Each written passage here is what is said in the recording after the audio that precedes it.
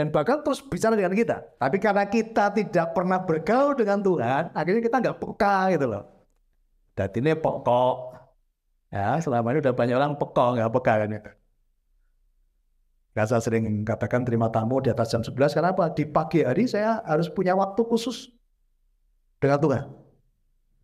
Ya, bahkan sambil olahraga, sambil senam, sambil jalan-jalan, saya tetap membangun hubungan baik dengan Tuhan. Jadi bisa dilakukan kapanpun, dimanapun, dalam kondisi apapun. Tapi kalau perlu latihan ya masih perlu waktu khusus tadi, ya, lama-lama dan itu. Nah, nanti kehidupan otomatis akan tertata, akan tertata. Karena selama ini tadi Tuhan bicara, tapi sering kita tidak mendengarkan. Tapi karena selama ini kita selalu mengabaikan suara Tuhan, pesan Tuhan, akhirnya menjadi tidak peka. Oke, bagaimana cara mendengar suara Tuhan? Kita akan latihan ya. Bagaimana cara kita mendengar suara Tuhan? Bapak sekalian, pernah nggak dalam kehidupan, dan saya yakin pernah itu saja ya, Bapak Ibu dulu melakukan pelanggaran apapun bentuknya. Contoh ketika sekolah gitu aja. Semua pernah nyontek ya? Pernah ya? Ketika dulu nyontek, itu hatinya deg-degan nggak? Deg-degan kenceng banget ya? Ya. Pasti ada suara kenceng dalam hati. Jangan, itu dosa. Jangan, itu dosa. Dan kenceng sekali dak-dik-dik. Karena kita nggak persiapan, akhirnya kita melanggar. Kita nyontek. Tapi jangan ngomong, alhamdulillah bukan konangan, jadi gitu ya. Nyontek dan tidak konangan. Oke, kemudian kita tidak persiapan lagi, akhirnya nyontek lagi yang kedua. Ada suara nggak yang kedua? Ada, tapi tidak sekencang yang pertama, tidak sekeras yang pertama. Jadi dak-dikduknya masih, tapi sudah tidak sekeras yang pertama. Akhirnya kita langgar lagi, ya. Kemudian nggak konangan lagi. Oke, kemudian yang ketiga kita tidak persiapan lagi dan kita wes apa istilahnya ngandal ke alah kok nyontek gue kan itu. Ya, akhirnya menjadi kebiasaan. Yang ketiga suaranya masih ada, tapi nggak sekencang yang pertama dan kedua. Yang ketiga itu sudah terlande, ya, betul solo wilo gitu kan. Tapi sudah kemeringat. Yang pertama nggak kemeringat kan gitu. Oke, kemudian kita nggak siap lagi. Yang keempat, kita nyontek lagi. Suaranya sudah lembut, bahkan hampir tidak terdengar.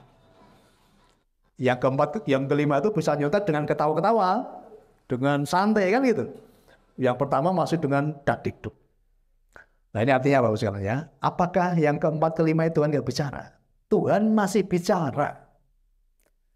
Tetapi karena sering kita langgar, akhirnya kita tidak peka lagi menangkap suara Tuhan tadi gitu loh.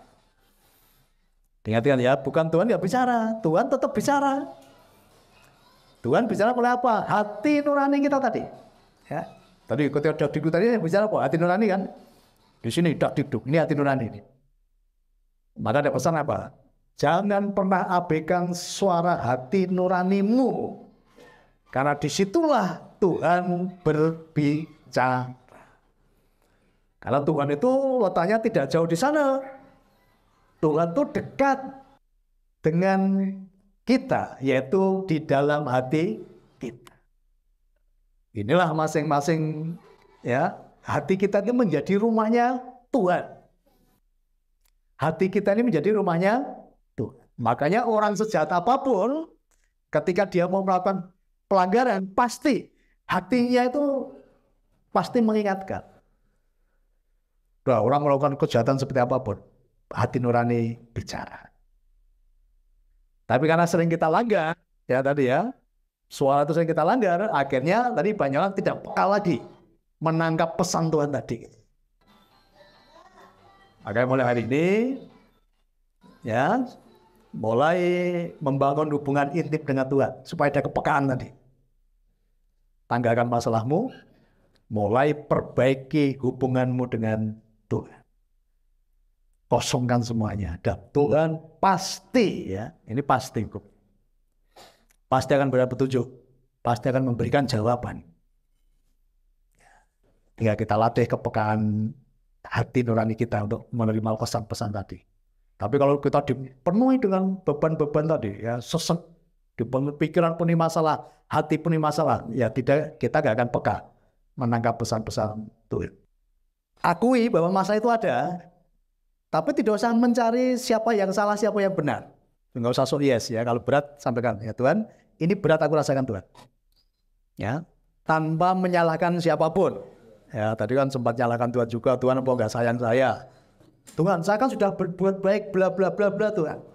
Tuhan, saya kan sudah melakukan ini Tuhan. Tapi kenapa kok kehidupan saya, masa saya nggak selesai? Memang Tuhan mau ditukar dengan tadi, yang kamu merasa baik tadi. Kamu merasa punya pahala, kamu merasa punya kebaikan-kebaikan. Ingat-ingat, kebaikan yang kamu lakukan itu belum tentu kebaikan. Kebaikan yang kamu lakukan di mata Tuhan itu bisa menjadi kesombongan itu. Dan itu artinya apa? Mencuri kemuliaannya Tuhan. Karena yang patut dipuji itu Tuhannya atau hambanya. Tapi seringkali hamba-hambanya suka mencuri kemuliaan Tuannya. Apakah itu seorang hamba yang baik dalam hidup? Tapi tahu nggak artinya sujud? Sujud itu begini ya. Sujud itu kepala nempel di tanah. Hati posisinya ada di atas. Sujudnya ini apa? Tanggalkan logikamu. Itu artinya sujud. Dan angkat hatimu. Jadi bicara ke Tuhan itu bicara dengan hati, bukan dengan logika. Tapi selama ini banyak orang sujud tapi logikanya masih dipakai.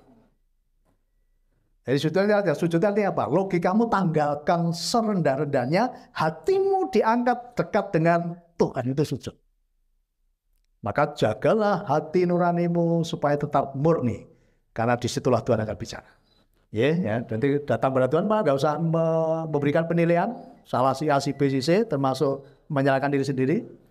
Akui masalah itu ada, tetapi ketemu Tuhan supaya Tuhan memberikan petunjuk. Tuhan bicara. Nah, supaya Tuhan bicara ya kosongnya tadi, tanggalkan masalahmu, tanggalkan sih. Bahkan semua anggota BLN pasti saya doakan. Sekarang saya sebut tadi, terima kasih untuk semua anggota BLN yang semakin sehat, semakin kaya, semakin berkelimpahan. Mengeluh itu energi kemiskinan, tetapi mengucap syukur itu energi kelimpahan. Jadi kalau mau berkelimpahan ya sering perbanyak mengucap syukurnya. Jangan diperbanyak keluhannya gitu loh. Jadi kalau kita udah sering bersyukur, udah mau naik kepada kelimpahan, begitu kita mengeluh, turun lagi. Kemudian dalam menghadapi masalah, jangan bicara, wah ini tidak mungkin. Ya. Seringkali kita menutup pintu keajaiban dengan bicara bahwa tidak mungkin. Tetapi tinggal kita bicara sama Tuhan, bagaimana caranya Tuhan. Nah, Tuhan nanti akan bicara. Berarti kalau yang paling dekat belum memahami, berarti Anda belum punya hubungan intim dengan orang yang paling dekat. Maka bangun dulu hubungan intimnya dengan orang yang paling dekat tadi. Karena dalam hidup, ya, istri itu menjadi penolong yang sepadan terhadap suaminya. Nah, hubungan baik dengan Tuhan itu dimulai dengan hubungan baik dengan pasangan dulu. Jadi kita nggak akan bisa punya hubungan baik dengan Tuhan, tetapi hubungan dengan pasangan tidak baik kan gitu. Ya ini untuk keluarga-keluarga ini penting ini ya. Jadi ketika ada masalah cek dulu hubunganmu dengan pasanganmu seperti apa.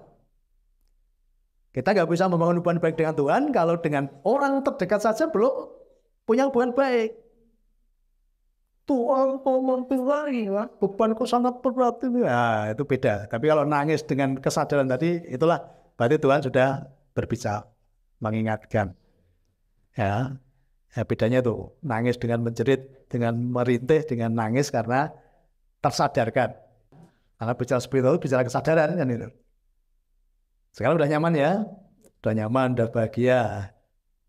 Ya, tingkatkan aja membangun hubungan intimnya dengan Tuhan. Waktunya ditambahi. Oke. Semakin kita punya waktu yang berkualitas untuk Tuhan, hidup kita pasti akan semakin berkualitas. Keajaiban selalu ada, keajaiban masih terjadi, mukjizat masih nyata. Jadi mukjizat itu bukan berlaku di masa Nabi saja. Sampai sekarang mukjizat itu tetap ada. Dan mukjizat itu nyata. Akhirnya gimana supaya hidup kita dipenuhi dengan keajaiban dan kemujizatan? Ya, bergaullah intim dengan sang pemilik mukjizat itu. Artinya apa? Selalu mengingat sang pencipta itu. Jadi dalam setiap aspek kehidupanmu selalu ingat ke sang pencipta. Membangun hubungan intim tadi, selalu ingat dengan sang pencipta tadi.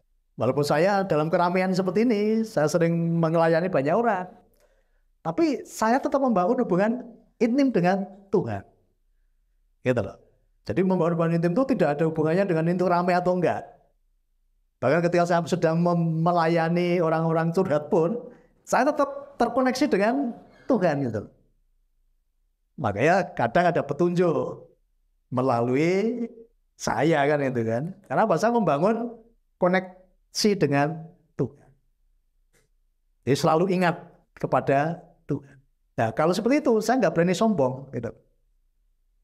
Saya nggak berani untuk apa istilahnya, wah ini gara-gara saya loh, enggak gitu.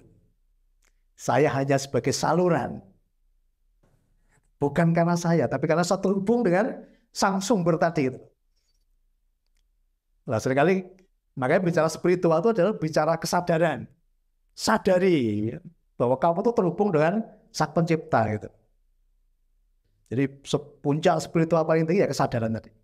Sadari, dalam kondisi apapun sadari, Anda terhubung dengan sang pencipta.